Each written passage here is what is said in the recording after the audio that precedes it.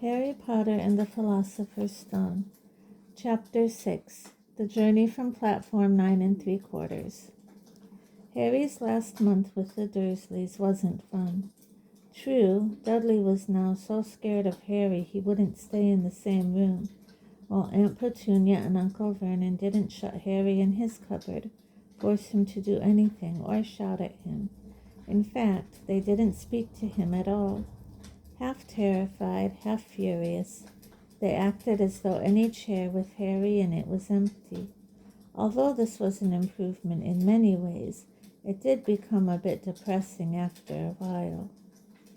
Harry kept to his room with his new owl for company. He had decided to call her Hedwig, a name he had found in A History of Magic. His school books were very interesting. He lay on his bed reading late into the night, Hedwig swooping in and out of the open window as she pleased. It was lucky that Aunt Petunia didn't come into Hoover anymore, because Hedwig kept bringing back dead mice. Every night before he went to sleep, Harry ticked off another day on the piece of paper he had been pinned to the wall, counting down to September the 1st. On the last day of August, he thought he'd better speak to his aunt and uncle about getting to King's Cross Station the next day, so he went down to the living room where they were watching a quiz show on television. He cleared his throat to let them know he was there, and Dudley screamed and ran from the room. Uncle Vernon?" Uncle Vernon grunted to show he was listening. I need to be at King's Cross tomorrow to go to Hogwarts." Uncle Vernon grunted again. "Would it be all right if you gave me a lift?" Grunt. Harry supposed that meant yes. "Thank you." He was about to go back upstairs when Uncle Vernon actually spoke. "Funny way to get to a wizard's school, the train. Magic carpets all got punctures, have they?" Harry didn't say anything. "Where is this school, anyway?" "I don't know," said Harry, realizing this for the first time. He pulled the ticket Hagrid had given him out of his pocket.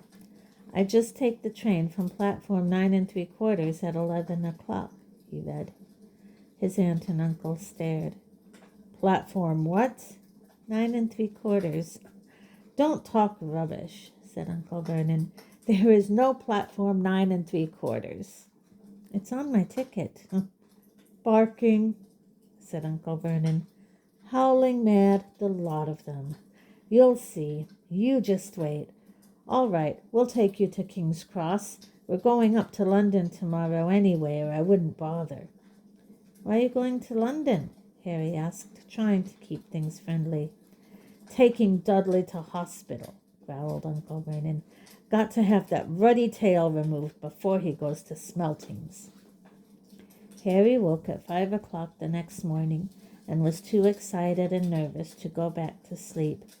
He got up and pulled on his jeans because he didn't want to walk into the station in his wizard's robes. He'd change on the train.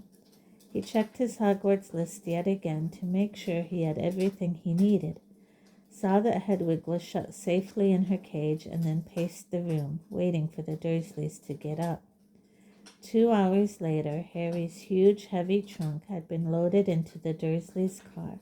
Aunt Petunia had talked Dudley into sitting next to Harry, and they had set off. They reached King's Cross at 10:30. Uncle Vernon dumped Harry's trunk onto a trolley and wheeled it into the station for him. Harry thought this was strangely kind until Uncle Vernon stopped dead, facing the platforms with a nasty grin on his face. "Well, there you are, boy. Platform 9, platform 10. Your platform should be somewhere in the middle, but they don't seem to have built it yet, do they?" He was quite right, of course. There was a big plastic number 9 over one platform, and a big plastic number 10 over the one next to it, and in the middle, nothing at all. "Have a good term," said Uncle Vernon with an even nastier smile. He left without another word. Harry turned and saw the Dursleys drive away. All 3 of them were laughing. Harry's mouth went rather dry. What on earth was he going to do? He was starting to attract a lot of funny looks because of Hedwig. He'd have to ask someone. He stopped a passing guard, but didn't dare mention platform 9 3/4. The guard had never heard of Hogwarts, and when Harry couldn't even tell him what part of the country it was in, he started to get annoyed, as though Harry was being stupid on purpose. Getting desperate, Harry asked for the train that left at 11 o'clock, but the guard said there wasn't one. In the end, the guard strode away, muttering about time wasters. Harry was now trying hard not to panic. According to the large clock over the arrivals board, he had 10 minutes left to get on the train to Hogwarts, and he had no idea how to do it. He was stranded in the middle of a station with a trunk he could hardly lift, a pocket full of wizard money, and a large owl. Hagrid must have forgotten to tell him something you had to do, like tapping the third brick on the left to get into Diagon Alley. He wondered if he should get out his wand and start tapping the ticket box between platforms 9 and 10. At that moment, a group of people passed just behind him, and he caught a few words of what they were saying. Packed with muggles, of course. Harry swung round. The speaker was a plump woman who was talking to 4 boys, all with flaming red hair. Each of them was pushing a trunk like Harry's in front of him, and they had an owl. Heart hammering, Harry pushed his trolley after them. They stopped, and so did he, just near enough to hear what they were saying. Now what's the platform number? Said the boys' mother. 9 3/4, piped a small girl, also red-headed, who was holding her hand. Mom, can't I go? You're not old enough, Ginny. Now be quiet. All right, Percy, you go first. What looked like the oldest boy marched towards platforms 9 and 10. Harry watched, careful not to blink in case he missed it. But just as the boy reached the divide between the 2 platforms, a large crowd of tourists came swarming in front of him, and by the time the last rucksack had cleared away, the boy had vanished. Fred, you next, the plump woman said. I'm not Fred, I'm George, said the boy. Honestly, woman, call yourself our mother? Can't you tell I'm George? Sorry, George, dear. Only joking. I am Fred, said the boy. And off he went. His twin called after him to hurry up, and he must have done, because a second later he had gone. But how had he done it? Now the third brother was walking briskly towards the ticket barrier. He was almost there, and then, quite suddenly, he wasn't anywhere. There was nothing else for it. Excuse me, Harry said to the plump woman. Hello, dear, she said. First time at Hogwarts? Ron's new, too. She pointed at the last and youngest of her sons. He was tall, thin, and gangling, with freckles, big hands and feet, and a long nose. Yes, said Harry. The thing is, I don't know how to get on the platform, she said kindly, and Harry nodded. Not to worry, she said. All you have to do is walk straight at the barrier between platforms 9 and 10. Don't stop, and don't be scared you'll crash into it. That's very important. Best do it at a bit of a run if you're nervous. Go on. Go now before Ron. Okay, said Harry. He pushed his trolley round and stared at the barrier. It looked very solid. He started to walk towards it. People jostled him on their way to platforms 9 and 10. Harry walked more quickly. He was going to smash right into that ticket box, and then he'd be in trouble. Leaning forward on his trolley, he broke into a heavy run. The barrier was coming nearer and nearer. He wouldn't be able to stop. The trolley was out of control. He was a foot away. He closed his eyes, ready for the crash. It didn't come. He kept on running. He opened his eyes. A scarlet steam engine was waiting next to a platform packed with people. A sign overhead said Hogwarts Express, 11 o'clock. Harry looked behind him and saw a wrought iron archway where the ticket box had been, with the words Platform 9 3/4 on it. He had done it. Smoke from the engine drifted over the heads of the chattering crowd, while cats of every color wound here and there between their legs. Owls hooted to each other in a disgruntled sort of way over the babble and the scraping of heavy trunks. The first few carriages were already packed with students, some hanging out of the window to talk to their families, some fighting over seats. Harry pushed his trolley off down the platform in search of an empty seat. He passed a round-faced boy who was saying, "Gran, I've lost my toad again." "Oh, Neville," he heard the old woman sigh. A boy with dreadlocks was surrounded by a small crowd. "Give us a look, Lee. Go on." The boy lifted the lid of a box in his arms, and the people around him shrieked and yelled as something inside poked out a long, hairy leg. Harry pressed on through the crowd until he found an empty compartment near the end of the train. He put Hedwig inside first and then started to shove and heave his trunk towards the train door. He tried to lift it up the steps but could hardly raise one end, and twice he dropped it painfully on his foot. "Want a hand?" It was one of the red-haired twins he'd followed through the ticket box. "Yes, please," Harry panted. "Oi, Fred, come here and help." With the twins' help, Harry's trunk was at last tucked away in a corner of the compartment. "Thanks," said Harry, pushing his sweaty hair out of his eyes. "What's that?" said one of the twins suddenly, pointing at Harry's lightning scar. "Blimey," said the other twin. "Are you?" "He is," said the first twin. "Aren't you?" he added to Harry. "What?" said Harry. "Harry Potter," chorused the twins.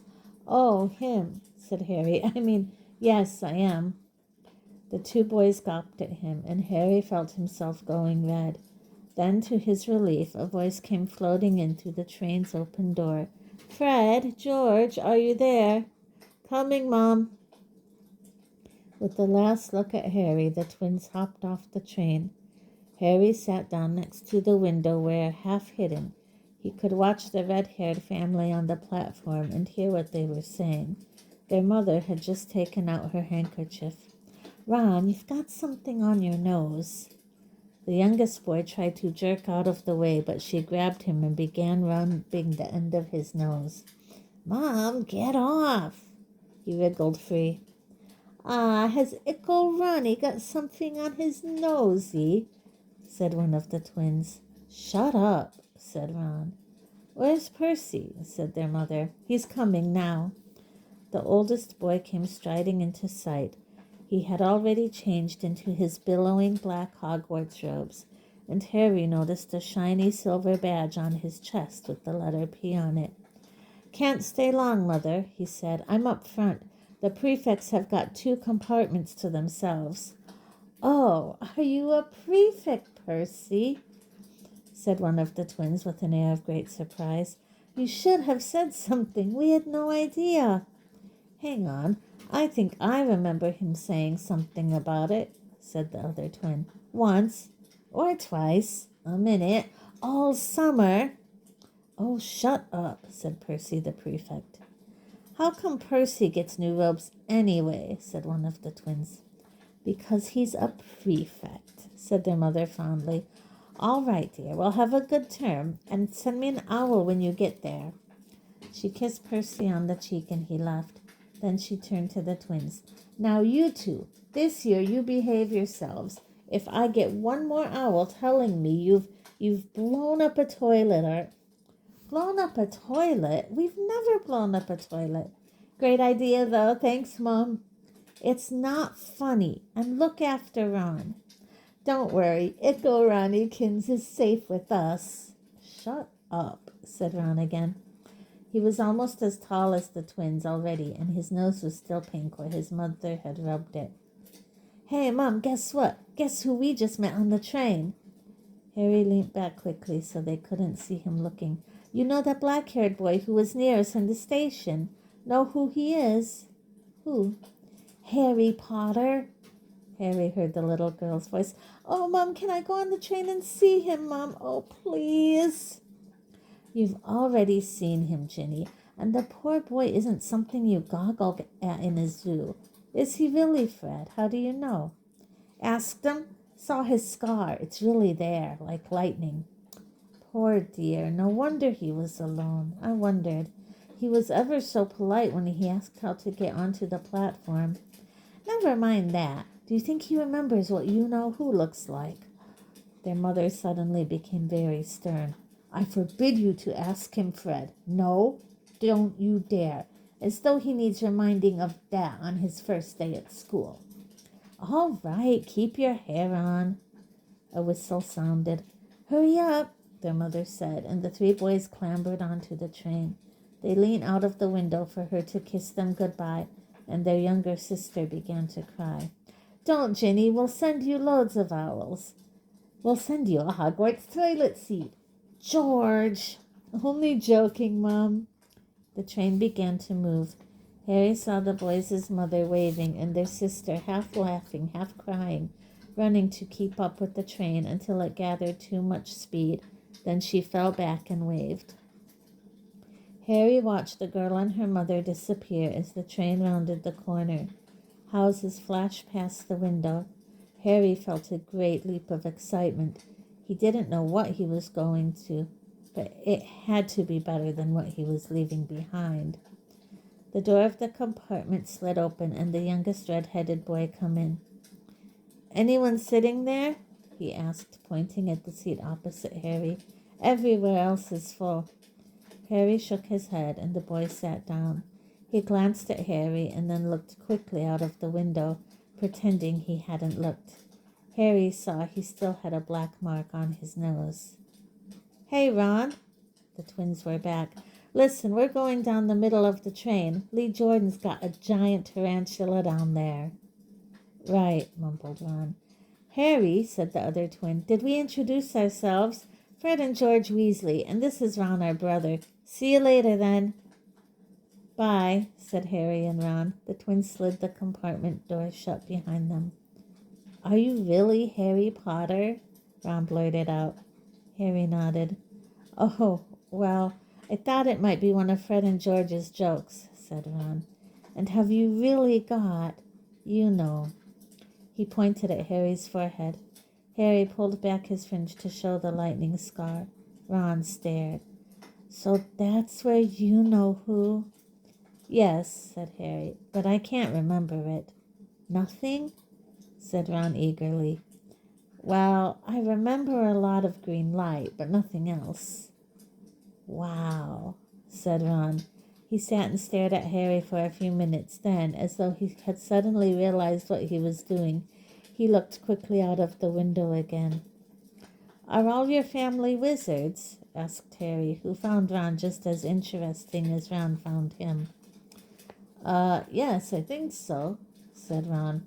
"I think Mom's got a second cousin who's an accountant, but we never talk about him." "So you must know loads of magic already." The Weasleys were clearly one of those old wizarding families the pale boy in Diagon Alley had talked about. "I heard you went to live with Muggles," said Ron. "What are they like?" "Horrible? Well, not all of them. My aunt and uncle and cousin are, though. Wish I'd had 3 wizard brothers." "5," said Ron. For some reason he was looking gloomy. "I'm the 6th in our family to go to Hogwarts. You could say I've got a lot to live up to. Bill and Charlie have already left. Bill was head boy and Charlie was captain of Quidditch. Now Percy's a prefect. George and Fred mess around a lot, but they still get really good marks, and everyone thinks they're really funny. Everyone expects me to do as well as the others, but if I do, it's no big deal, because they did it first. You never get anything new either with 5 brothers. I've got Bill's old robes, Charlie's old wand, and Percy's old rat." Ron reached inside his jacket and pulled out a fat gray rat, which was asleep. "His name's Scabbers, and he's useless. He hardly ever wakes up. Percy got an owl from my dad for being made a prefect, but they couldn't afford.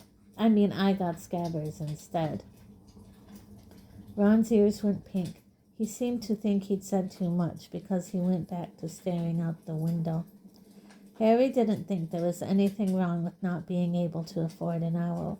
After all, he'd never had any money in his life until a month ago, and he told Ron so, all about having to wear Dudley's old clothes and never getting proper birthday presents.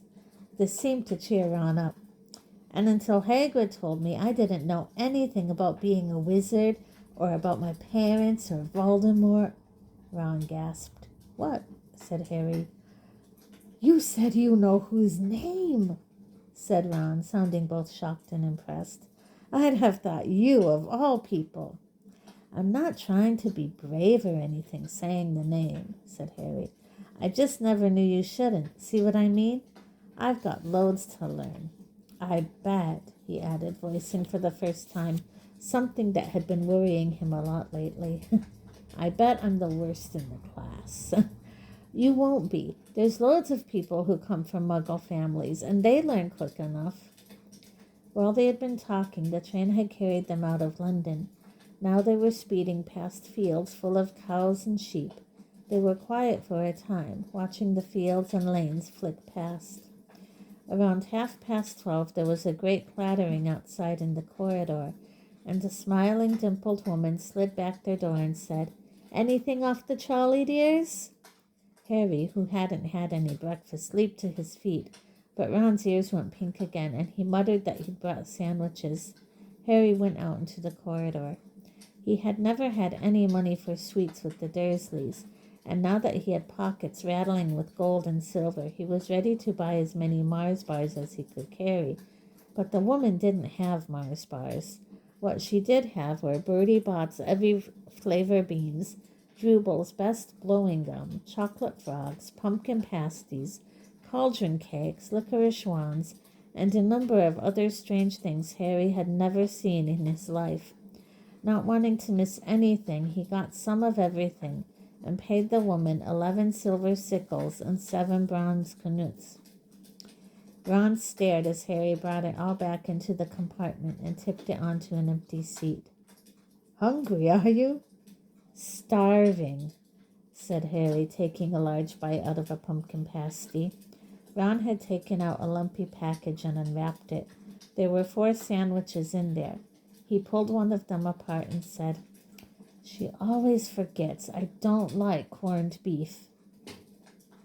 "Swap you for one of these," said Harry, holding up a pasty. "Go on."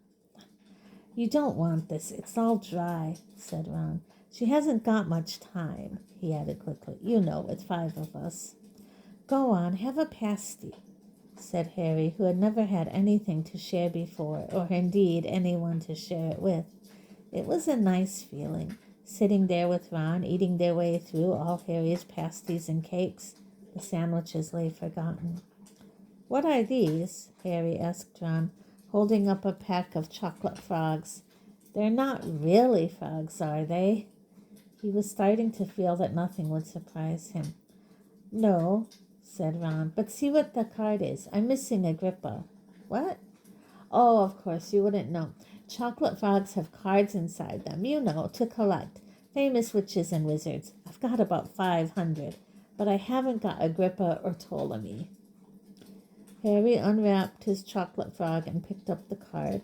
It showed a man's face.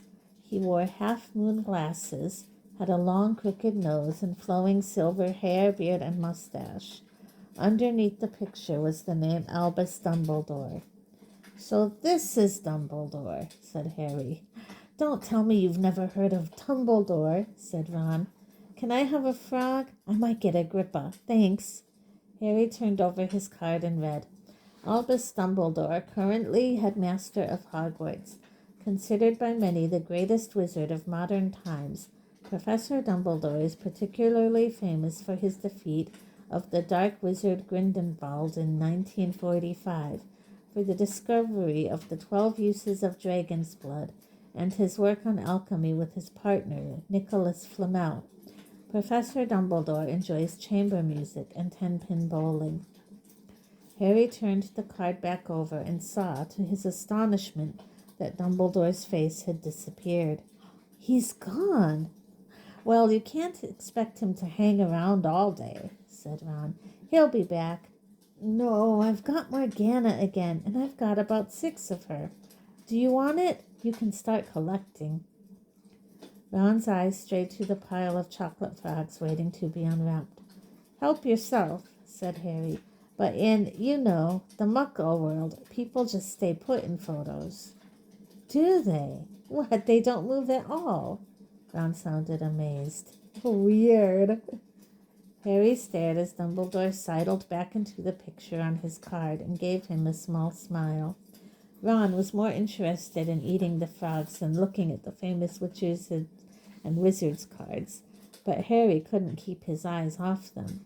Soon he had not only Dumbledore and Morgana, but Hengist of Woodcroft, Alberic Grinion, Circe, Paracelsus, and Merlin. He finally tore his eyes away from the druidess Cleodna, who was scratching her nose, to open a bag of Bertie Bott's every flavor beans. "You want to be careful with those," Ron warned Harry. "When they say every flavor, they mean every flavor. You get all the ordinary ones like chocolate and peppermint and marmalade, but then you can get spinach and liver and tripe. George reckons he had a bogey-flavored one once." Ron picked up a green bean, looked at it carefully, and bit into a corner. "Oh, see? Sprouts." They had a good time eating the every flavor beans. Harry got toast, coconut, baked beans, strawberry, curry, grass, coffee, sardine, and was even brave enough to nibble the end off a funny gray one Ron wouldn't touch, which turned out to be pepper. The countryside now flying past the window was becoming wilder. The neat fields had gone. Now there were woods, twisting rivers, and dark green hills. There was a knock on the door of their compartment, and the round-faced boy Harry had passed on platform 9 3/4 came in. He looked tearful. "Sorry," he said, "but have you seen a toad at all?" When they shook their heads, he wailed, "I've lost him. He keeps getting away from me." "He'll turn up," said Harry. "Yes," said the boy miserably. "Well, if you see him." He left. "Don't know why he's so bothered," said Ron. "If I'd brought a toad, I'd lose it as quick as I could. Mind you, I brought Scabbers, so I can't talk." The rat was still snoozing on Ron's lap. "He might have died and you wouldn't know the difference," said Ron in disgust. "I tried to turn him yellow yesterday to make him more interesting, but the spell didn't work. I'll show you, look." He rummaged around in his trunk and pulled out a very battered-looking wand. It was chipped in places, and something white was glinting at the end. Unicorn hairs nearly poking out. Anyway, he had just raised his wand when the compartment door slid open again. The toadless boy was back, but this time he had a girl with him. She was already wearing her new Hogwarts robes. "Has anyone seen a toad? Neville's lost one," she said. She had a bossy sort of voice, lots of bushy brown hair, and rather large front teeth. "We've already told him we haven't seen it," said Ron. But the girl wasn't listening. She was looking at the wand in his hand. "Oh, are you doing magic? Let's see it, then." She sat down. Ron looked taken aback. "All right." He cleared his throat. "Sunshine daisies, buttermellow, turn the stupid fat rat yellow." He waved his wand, but nothing happened. Scabbers stayed gray and fast asleep. "Are you sure that's a real spell?" said the girl. "Well, it's not very good, is it? I've tried a few simple spells just for practice, and it's all worked for me. Nobody in my family's magic at all. It was ever such a surprise when I got my letter, but I was ever so pleased, of course. I mean, it's the very best school of witchcraft there is, I've heard. I've learned all our set books off by heart, of course. I just hope it will be enough. I'm Hermione Granger, by the way. Who are you?" She said all this very fast. Harry looked at Ron and was relieved to see by his stunned face that he hadn't learnt all the set books off by heart either. I'm Ron Weasley, Ron muttered. Harry Potter, said Harry. Are you really? Said Hermione. I know all about you, of course. I got a few extra books for background reading, and you're in modern magical history, and the rise and fall of the dark arts, and great wizarding events of the 20th century. Am I? Said Harry, feeling dazed. Goodness, didn't you know? I'd have found out everything I could if it was me, said Hermione. Do either of you know what house you'll be in? I've been asking around, and I hope I'm in Gryffindor. It sounds by far the best. I hear Dumbledore himself was one, but I suppose Ravenclaw wouldn't be too bad. Anyway, we'd better go and look for Neville's toad. You two had better change, you know. I expect we'll be there soon. And she left, taking the toadless boy with her. Whatever house I'm in, I hope she's not in it, said Ron. He threw his wand back into his trunk. Stupid spell. George gave it to me. I bet he knew it was a dud. What house are your brothers in? Asked Harry. Gryffindor, said Ron. Gloom seemed to be settling on him again. Mom and Dad were in it too. I don't know what they'll say if I'm not. I don't suppose Ravenclaw would be too bad. But imagine if they put me in Slytherin. That's the house you know who was in? Yeah, said Ron. He flopped back into his seat, looking depressed. You know, I think the ends of Scabbers' whiskers are a bit lighter, said Harry, trying to take Ron's mind off houses. So what do your eldest brothers do now they've left anyway? Harry was wondering what a wizard did once he'd finished school. Charlie's in Romania studying dragons, and Bill's in Africa doing something for Gringotts, said Ron. Did you hear about Gringotts? It's been all over the Daily Prophet, but I don't suppose you get that with the Muggles. Someone tried to rob a high-security vault. Harry stared. Really? What happened to them? Nothing. That's why it's such big news. They haven't been caught. My dad says it must have been a powerful dark wizard to get round Gringotts, but they don't think they took anything. That's what's odd. Of course, everyone gets scared when something like this happens in case you know who's behind it. Harry turned this news over in his mind. He was starting to get a prickle of fear every time you know who was mentioned. He supposed this was all part of entering the magical world, but it had been a lot more comfortable saying Voldemort without worrying. What's your Quidditch team? Ron asked. I don't know any, Harry confessed. What? Ron looked dumbfounded.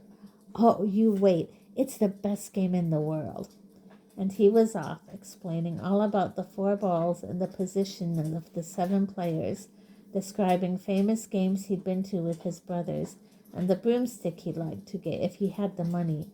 He was just taking Harry through the finer points of the game when the compartment door slid open yet again. But it wasn't Neville the toadless boy or Hermione Granger this time. 3 boys entered, and Harry recognized the middle one at once. It was the pale boy from Madame Malkin's robe shop.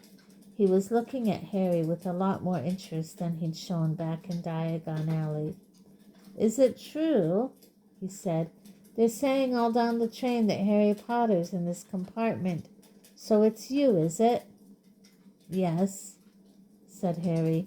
He was looking at the other boys. Both of them were thick-set and looked extremely mean. Standing either side of the pale boy, they looked like bodyguards. Oh, this is Crabbe and this is Goyle, said the pale boy carelessly, noticing where Harry was looking. And my name's Malfoy, Draco Malfoy. Ron gave a slight cough, which might have been hiding a snigger. Draco Malfoy looked at him. Think my name's funny, do you? No need to ask who you are. My father told me all the Weasleys have red hair, freckles, and more children than they can afford. He turned back to Harry. You'll soon find out some wizarding families are much better than others, Potter. You don't want to go making friends with the wrong sort. I can help you there. He held out his hand to shake Harry's, but Harry didn't take it. I think I can tell who the wrong sort are from myself, thanks, he said coolly. Draco Malfoy didn't go red, but a pink tinge appeared in his pale cheeks. "I'd be careful if I were you, Potter," he said slowly. "Unless you're a bit politer, you'll go the same way as your parents. They didn't know what was good for them either. You hang around with riffraff like the Weasleys and that Hagrid, and it'll rub off on you." Both Harry and Ron stood up. Ron's face was as red as his hair. "Say that again," he said. "Oh, you're going to fight us, are you?" Malfoy sneered. "Unless you get out now," said Harry, more bravely than he felt, because Crabbe and Goyle were a lot bigger than him or Ron. "But we don't feel like leaving, do we, boys? We've eaten all our food, and you still seem to have some." Goyle reached towards the chocolate frogs next to Ron. Ron leaped forward, but before he'd so much as touched Goyle, Goyle let out a horrible yell. Scabbers the rat was hanging off his finger. Sharp little teeth sunk deep into Goyle's knuckle. Crabbe and Malfoy backed away as Goyle swung Scabbers round and round, howling. And when Scabbers finally flew off and hit the window, all three of them disappeared at once. Perhaps they thought there were more rats lurking among the sweets, or perhaps they'd heard footsteps, because a second later Hermione Granger had come in. "What has been going on?" she said, looking at the sweets all over the floor and Ron picking up Scabbers by his tail. "I think he's been knocked out," Ron said to Harry. He looked closer at Scabbers. "No, I don't believe it. He's come back to sleep." And so he had. "You've met Malfoy before?" Harry explained about their meeting in Diagon Alley. "I've heard of his family," said Ron darkly. "They were some of the first to come back to our side after you-know-who disappeared. Said they'd been bewitched. My dad doesn't believe it. He says Malfoy's father didn't need an excuse to go over to the dark side." He turned to Hermione. "Can we help you with something?" "You'd better hurry up and put your robes on. I've just been up the front to ask the driver, and he says we're nearly there. You haven't been fighting, have you? You'll be in trouble before we even get there." "Scabbers has been fighting, not us," said Ron, scowling at her. "Would you mind leaving while we change?" "All right. I only came in here because people outside are behaving very childishly, racing up and down the corridors," said Hermione in a sniffy voice. "And you've got dirt on your nose, by the way. Did you know?" Ron glared at her as she left. Harry peered out of the window. It was getting dark. He could see mountains and forests under a deep purple sky. The train did seem to be slowing down. He and Ron took off their jackets and pulled on their long black robes. Ron's were a bit short for him. You could see his trainers underneath them. A voice echoed through the train. "We will be reaching Hogwarts in 5 minutes' time. Please leave your luggage on the train. It will be taken to the school separately." Harry's stomach lurched with nerves, and Ron, he saw, looked pale under his freckles. They crammed their pockets with the last of the sweets and joined the crowd thronging the corridor. The train slowed right down and finally stopped. People pushed their way towards the door and out onto a tiny dark platform. Harry shivered in the cold night air. Then a lamp came bobbing over the heads of the students, and Harry heard a familiar voice. First years over here. All right there, Harry?" Hagrid's big, hairy face beamed over the sea of heads. "Come on, follow me. Any more first years? Mind your step now. First years, follow me." Slipping and stumbling, they followed Hagrid down what seemed to be a steep, narrow path. It was so dark either side of them that Harry thought there must be thick trees there. Nobody spoke much. Neville, the boy who kept losing his toad, sniffed once or twice. "You'll get your first sight of Hogwarts in a sec," Hagrid called over his shoulder. "Just round this bend here." There was a loud, "Oh." The narrow path had opened suddenly onto the edge of a great black lake. Perched atop a high mountain on the other side, its windows sparkling in the starry sky, was a vast castle with many turrets and towers. "No more'n 4 to a boat," Hagrid called, pointing to a fleet of little boats sitting in the water by the shore. Harry and Ron were followed into their boat by Neville and Hermione. "Everyone in?" shouted Hagrid, who had a boat to himself. "Right then, forward!" And the fleet of little boats moved off all at once, gliding across the lake, which was as smooth as glass. Everyone was silent, staring up at the great castle overhead. It towered over them as they sailed nearer and nearer to the cliff on which it stood. "Heads down!" yelled Hagrid, as the first boats reached the cliff. They all bent their heads, and the little boats carried them through a curtain of ivy, which hid a wide opening in the cliff face. They were carried along a dark tunnel, which seemed to be taking them right underneath the castle, until they reached a kind of underground harbor, where they clambered out onto rocks and pebbles. "Oi, you there! Is this your Toad?" said Hagrid, who was checking the boats as people climbed out of them. "Trevor!" cried Neville blissfully, holding out his hands. Then they clambered up a passageway in the rock after Hagrid's lamp, coming out at last onto smooth, damp grass right in the shadow of the castle. They walked up a flight of stone steps and crowded around the huge oak front door. "Everyone here! You there! Still got your Toad?" Hagrid raised a gigantic fist and knocked 3 times on the castle door.